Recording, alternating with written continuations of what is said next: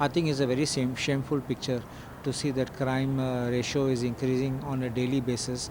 Assaults or such kind of murders which are taking place. It's a very sad picture for Goa.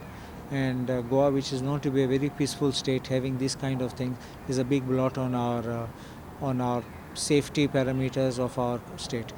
At the same time, it's a question which is often asked: is Goa becoming a haven for committing murders? की त्या बायले लोक येतात, because you look at the percentage of murders is generally people from outside are coming into Goa and committing murders. Not that it did not happen before. Many crimes, even when I was public prosecutor, accused of mostly non-Goans in major crimes. I'm not taking minor crimes, including the drug-related ones. So, but now the percentage is going up, and I think there's a laxity on the part of the police, in my view. Now, I ask you one simple question. Aaj podoy tumi. I just saw one news flash that in Karwar, police caught some vehicle with alcohol, Goan vehicle with alcohol or with Goan alcohol. How did they cross the border? A few days back in Belgaum, they caught a vehicle with alcohol. We also have learned that you cross the border with a body, dead body.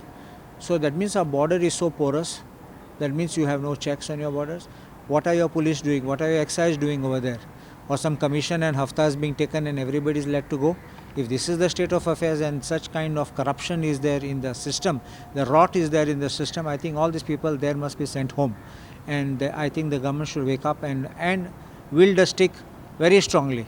Body marun teng dalpache gara, because otherwise this crime will not stop.